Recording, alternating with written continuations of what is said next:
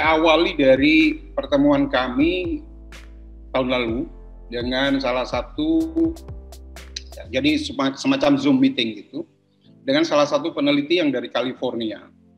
Pada saat itu mereka menyodorkan tentang vaksin dendritik, sel dendritik. Nah, saya terus terang di dalam pandemik saat ini, saya kurang begitu pas saya melihat bahwa kalau ini diupayakan dengan menggunakan vaksin konvensional. Karena virusnya adalah coronavirus. Coronavirus itu sampai sekarang belum ada cerita keberhasilan penggunaan vaksin di dalam pengendalian penyakit apa saja yang disebabkan oleh coronavirus. Salah satu yang paling mencolok buat kita adalah vaksin coronavirus yang diberikan pada peternak ayam, pada peternakan ayam. Itu sampai sekarang tetap tidak akan berhasil. Jadi kalau itu namanya infectious bronchitis, jadi yang itu sampai sekarang juga walaupun divaksin dan sebagainya, kalau ada wabah ya kena juga. Jadi saya terus terang dari awal saya belum srek gitu kalau bahwa coronavirus ini didekati dengan vaksin. Nah, pada waktu kami meeting dengan salah satu kolega di California, itu dia melontarkan tentang masalah vaksin dendritic cell. Saya pikir ini masih menerawang waktu itu. Saya juga sudah baca-baca, tapi vaksin ini kan masih berorientasi dengan sebagai vaksin kanker. Itu. Jadi disebutkan imunoterapi vaksin, dendritic cell vaksin. Nah, jadi pada waktu itu saya nggak begitu. Tahu-tahu ada berita di Semarang, Menkes saat itu membicarakan masalah vaksin Nusantara. Wah, ini cukup bagus ini, saya pikir gitu.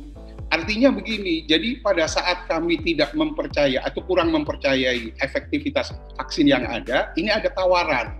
Ada sesuatu yang dilontarkan oleh Pak Terawan. Nah, Pak Terawan ini kan juga kami kenal, saya tidak kenal sama beliau, tapi saya kenal dengan produk kontroversinya dulu. Yaitu dengan apa istilahnya untuk mencuci otak itu. Tapi saya yakin bahwa beliau tidak main-main di dalam melontarkan ini.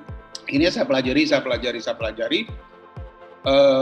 Kemudian saya mencari kontak, bisa ngomong-ngomong sama Pak Terawan, tetapi ya terbatas. Tapi saya akhirnya pada waktu itu diundang oleh DPR untuk memberikan pencerahan. Nah, saya sampaikan bahwa ini adalah suatu harapan buat kita.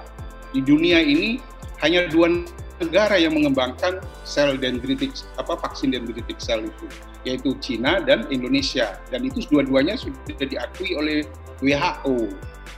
Jadi artinya secara internasional sudah di-list oleh WHO. Saya harapkan bahwa di Indonesia tidak begitu ada rigid gitu terhadap peraturan-peraturan yang ada, bahwa ini adalah sesuatu upaya untuk bisa menerobos pandemi.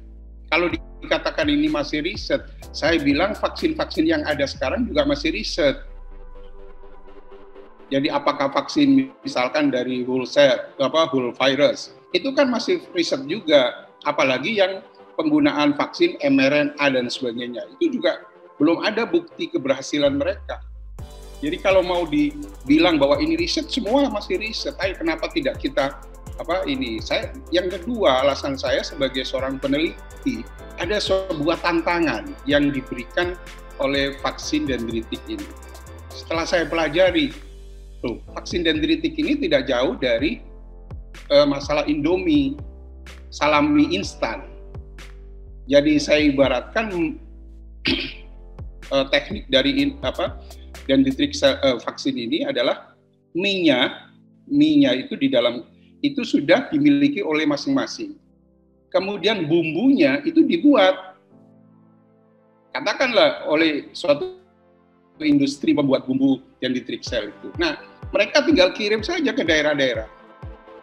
Kan ini yang dipermasalahkan kan bagaimana seorang calon yang divaksin datang ke rumah sakit. Nggak perlu begitu. Makanya ini bagi teman-teman yang startup itu tantangannya bagus ini. Banyak sekali yang bisa dikembangkan dengan apa ini vaksin Nusantara ini. Jadi bayangkan kan sulit-sulitnya. Jadi orang datang ke Gatot Subroto, orang datang ke rumah sakit besar, nggak perlu begitu. Ini ada teknologi. Jadi seperti kita bayangkan Indomie, mie-nya sudah ada, hampir semua industri sama mie-nya. Tinggal bumbu kecil-kecil itu yang berbeda satu sama lain. Nah, ini nanti ada industri yang membuat bumbu-bumbu itu dikirim ke daerah-daerah. Jadi saya bergairah untuk membicarakan masalah vaksin Nusantara itu karena ada harapan.